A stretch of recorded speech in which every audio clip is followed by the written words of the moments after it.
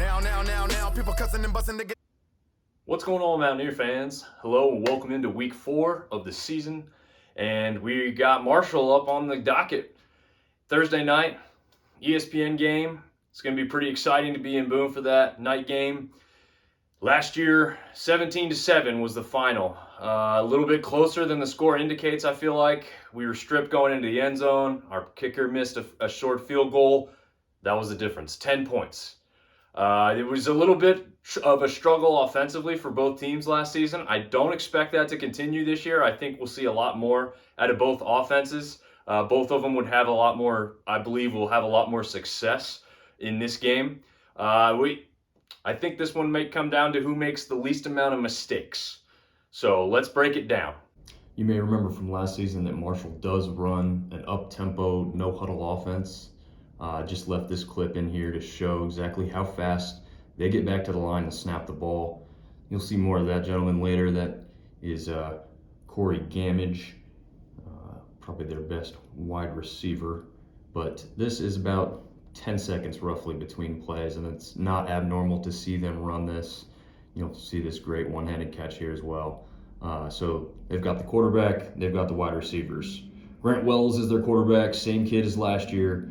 Still considered a freshman after COVID years and everything. He is probably the best quarterback we've seen so far this year. Yes, De'Aaron King is faster and more of a scrambler, but Wells is certainly a much better pocket passer than anybody else we've seen yet this year, and can make just about every throw you ask of him. Here he is scrambling on the run, still keeps his eyes downfield, and launches a great tight spiral still to Gamage to come up with the catch. And you see this again, scrambling but keeps his head up, looking for the pass downfield, knowing his wide receivers can still get open. Gamage creates the separation and makes it look pretty easy. He can hit all kinds of throws. Here you'll see him against NC Central, puts it really between two, maybe you could say three, but certainly two defenders here. Just the incredible touch, only his receiver can get to it. Very impressive throw to make in that situation. And this is just deep ball, throw over the middle. He's really good at making those, and his receivers are pretty good at getting open down the center of the field, as we'll see in a couple of these clips here, all kind of in a row.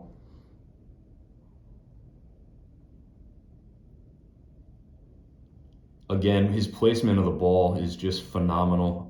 His line, as you can see, gives him just enough protection on every play. It seems like that he just is very comfortable back there in the pocket. And he obviously can move around when needed. And this is just a illustration that they've shown on the reel, showing how he just runs a fade route to the corner, and Wells just hits him right over the shoulder where only he can get it for the touchdown.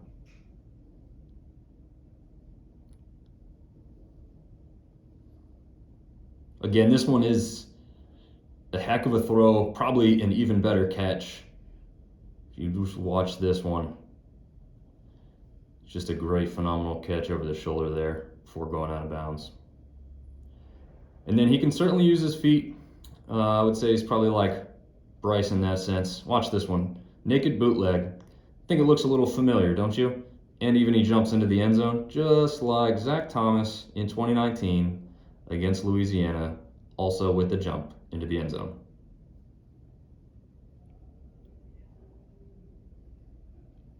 So he has some questionable throws that he makes as well. This one here, not the greatest one. He's got a number of interceptions on the season. Actually has more interceptions than touchdowns right now. He's got 5 interceptions to 4 touchdowns. And you can see some of the questionable throws here, but I will note that 2 of the interceptions against Navy came against tip balls that really hit the wide receiver right where he should have, and their tip caused the ball to be knocked off course and caused the interception to be much easier.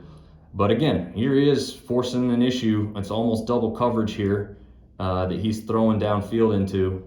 So, it's not 4th down, it's not 3rd and long. He's just making these throws when he doesn't always need to make them the way he's doing it. This one's a little different. It was the end of the game. He's trying to make something happen. But again, it wasn't quite fourth down. They didn't quite have to go to the end zone just yet. And he still forced the ball in there. So hopefully defensively we can force him into very similar type plays tomorrow night.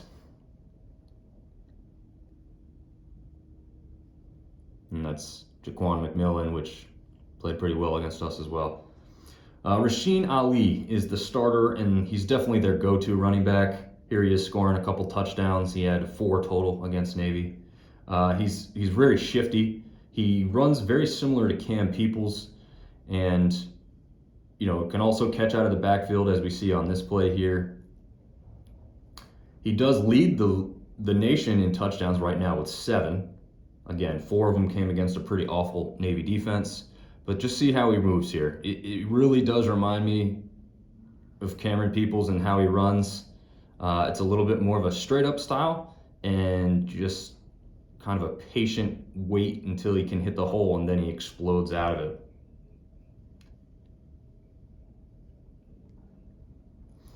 Here you can see a little bit of how they protect the line so well and create these holes for him, much like App does for Peoples and Noel as well. Makes it look easy getting him in the end zone.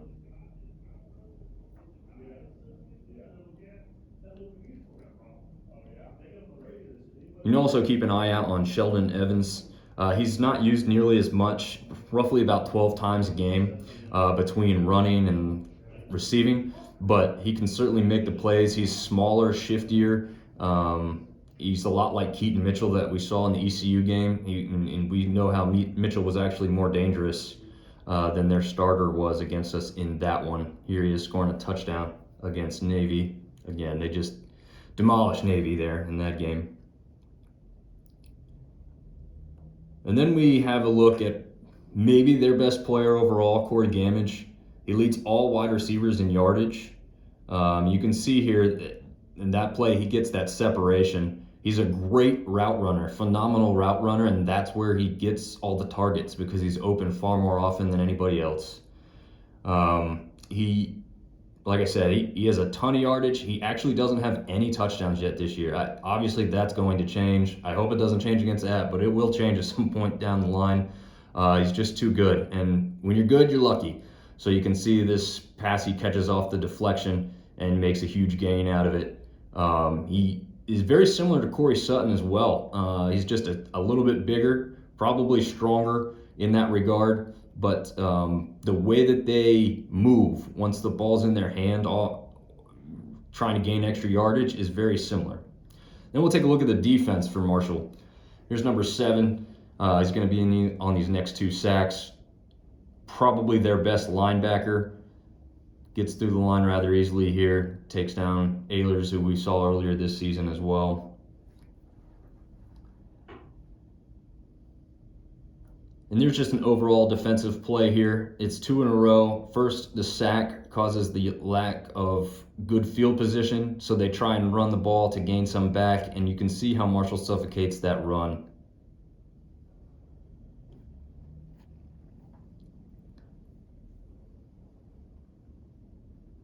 There's number 7 again. I won't butcher his last name for you. And then we'll see maybe their best defensive player, Stephen Gilmore. And if that name sounds familiar, yes, his brother does play for the Patriots and is also very good defensively. And this one was a little bit questionable, especially in the replay. But when you're this good and this talented and this quick, sometimes these guys don't know whether they should throw the flag or not. So for his size, he can still bring the pain here too. He gets a nice lick there defensively against NC Central. And this was a rather easy interception here against Navy. But obviously, you don't want to make any ill-advised throws. Navy's not known for their throwing, so we'll forgive that one. And then what could become a big issue for Marshall and maybe in this game is their kicker. He hasn't kicked often this year. And in both games, he's had 2 kicks. He's missed 1 of each. And they are mostly reasonable kicks. I believe that one was 31 yards, and the one before it was just over 40. So let's cover the Elon game from last week real quick. Bryce had a pretty good game overall. Didn't do anything bad decision-wise. Seems to make good reads, make the smart passes. And then obviously Malik Williams here, we'll see in a couple times in a row with just how well he's played the last 2 weeks. First the big game at Miami, and then this past week against Elon, coming up with some great plays and a touchdown here on this play over the middle, right to that beautiful new north end zone facility. We'll see this one again in replay. Noel with the fake. Deep ball to Williams. Great throw, great catch. In for 6. Then we'll also see this play from Corey Sutton. Also had a great game. This was just trying to make a little too much happen. Yes, he did fumble, but you can understand. Just the beginning of the game, he's trying to get one early.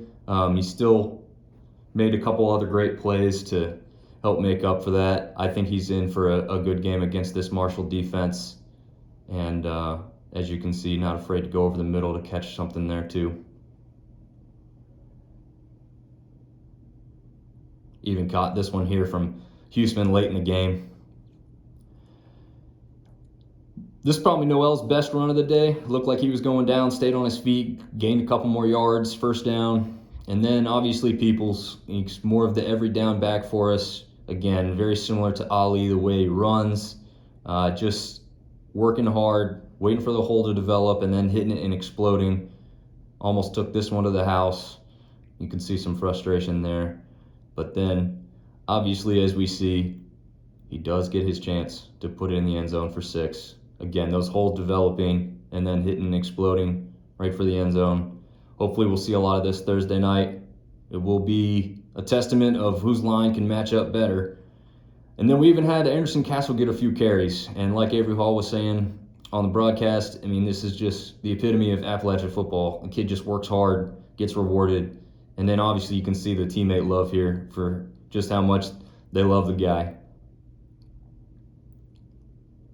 Defensively, we're going to need plays like this. Jackson comes up with the hit. Yeah, they got the completion, but that gets in the quarterback's head early. And then you can do things like this. Rush him at the pass. Jackson gets back out yet again. Throws a left TC to the crowd and takes the running back down for a loss on the play. Great side-to-side lateral movement there to get from one side of the field to the other as the linebacker there. And then, again, when you're good, you're also a little lucky. TD Roof comes up with an interception that was really just a bad play by the wide receiver more than anything else. But then he returns it almost all the way to the house. Pretty good speed for a linebacker, I'd say. Great defensive play there. Hopefully we can come up with some more of those again tomorrow night. And then hits to cause fumbles. Watching Marshall film, I didn't see a lot of that type of play from the other defenses, so I believe that Marshall's about to see the best defense they've faced all season. So hopefully we can have more of these types of plays, come away with the victory.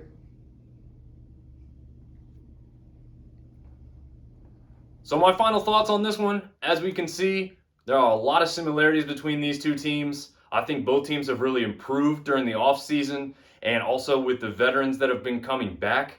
I think this game is going to be a lot more exciting than last season. There's going to be a lot more fans in the stands, a lot more energy. That's nothing against Marshall or their fans. It was kind of what it was last year. But I think we're just going to see a better atmosphere and a more exciting thing, even though it won't be a sold-out Kid Brewer in all likelihood. The weather's going to be beautiful, and it should be pretty cool. And hopefully it will provide us some exciting football to watch. I was really hoping that both of these teams would come in undefeated. We're really close to that. Both sides probably should have won their games that they did lose. So hopefully we can see some more excitement out of this one, and App comes away with the victory. So as always, go Apps. See you Thursday night in Boone.